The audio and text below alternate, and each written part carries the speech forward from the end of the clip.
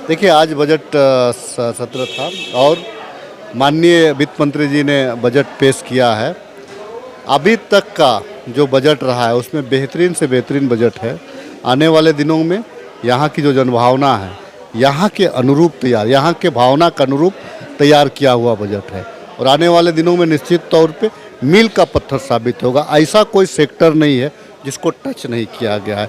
हर sector में क्या सुधार किया जा सकता है, क्या बेहतर किया जा सकता है, आने वाले दिन में राज्य को मुकाम कैसे दिया जा सकता है, इन तमाम बिंदुओं पे, तमाम चीज़ों पे इनको सीरियल वार, पॉइंट वार इसको जिक्र किया गया है। अगर आप पूरा बजट की अगर पूरा कॉपी पढ़ेंगे तो आपको एक एक चीज़ को देखने को मिलेगा। हाँ, लगता है कि बड़ा बजट है, लग रहा है, लेकिन समाहित इसलिए किया गया है कि हर चीज़ को छुआ जा सके। ये जो भाषाई विवाद चल रहा है, इस पे क्या कहना चाहेंगे?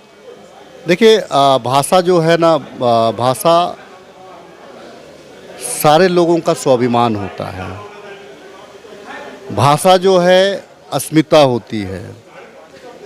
मेरा मानना है भाषा पे विवाद नहीं होना चाहिए, क्योंकि जब बिहार प्रदेश था, जिस टाइम में झारखंड राज्य अलग नहीं हुआ था, उस दरमियान में जो आदरणीय तत्कालीन मुख्यमंत्री जगन्नाथ मिश्रा जी के द्वारा जो 9 जनजातीय भाषाओं को और क्षेत्रीय भाषाओं को यहाँ पे राज्य स्तरीय भाषा का दर्जा दिया गया था। मैं समझता हूँ कि उनको मानने में किसी को हर्ज नहीं होना चाहिए। वो इसीलिए कि झारखंड को आखिर वनांचल क्यों नहीं किया गया, वो इसीलिए कि झारखंड का जो आंदोलन था वो झारखंड के नाम से था।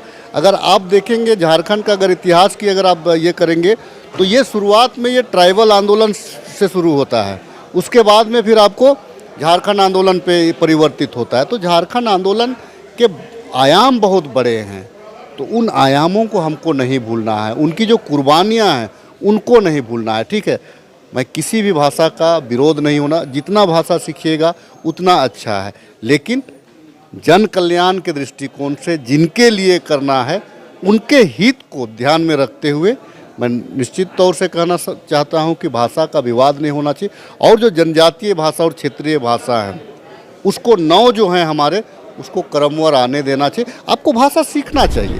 हम कहीं अगर मान लीजिए कि हम कहीं अगर हम उड़ीसा चल जाते हैं तो हम उड़िया तो सीखेंगे ना, बंगाल अगर हम चल जाते हैं बांग्ला तो हम सीखेंगे, तमिलनाडु चल जाते हैं तो तमिल तो सीखेंगे हम।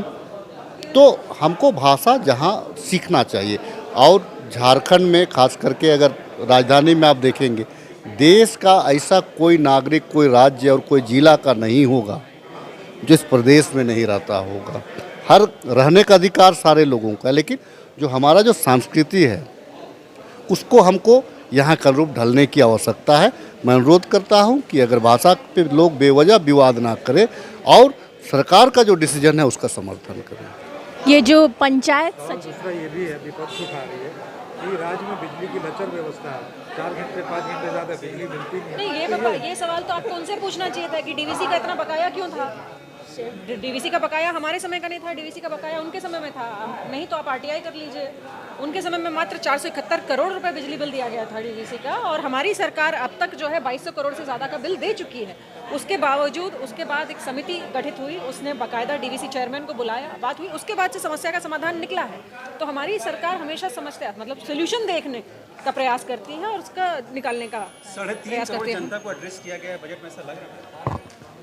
प्रयास तो किया गया है, कहीं ना कहीं अगर पीछे रह गए होंगे तो प्रयास करेंगे क्या क्या अनुपूरक में जो है उनके लिए कुछ किया जा सके। इम्पोर्टेंट है जो रोजगार 3.5 करोड़ नहीं, प्रोजेक्टेड तो 3.81 करोड़ से 3 करोड़ 81 लाख के आसपास। सबसे बड़ी बात है रोजगार को लेकर जो कमिटमेंट सरकार गठन के दौरान दिखाई थी, वो कमिटमेंट क्या इस बजट में दिखता है आपको? देखिए, नए रोजगार में खास करके जो स्वयं के लिए रोजगार हैं, या क्योंकि ये जो बजट लिया गया है ये युवाओं से ज़्यादातर लिया गया है और स्टार्टअप के लिए एक फ़ंड रखा गया है। आपने देखा होगा विशेष करके 50 करोड़ रुपए की राशि जो है वो स्टार्टअप के लिए रखी गई है, तो युवाओं को ध्यान में ही रखकर रखी गई है।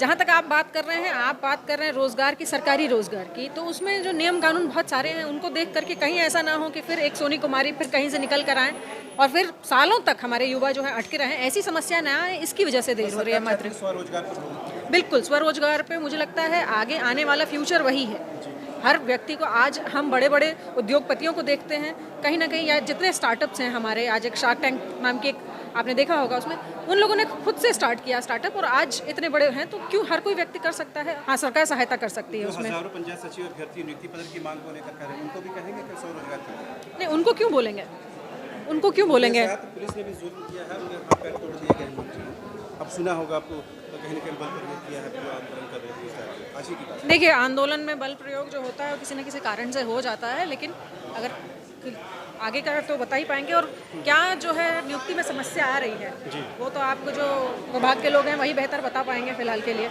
लेकिन हम जो हमारा विभाग है, चूँकि हमारा विभाग है, हम हमेशा से फेवर में रहे कि नियुक्ति जो है इनकी होनी चाहिए, समय होनी चाहिए, क्योंकि समय सबका निकलता जा रहा है और हम आज भी उसी फेवर में हैं।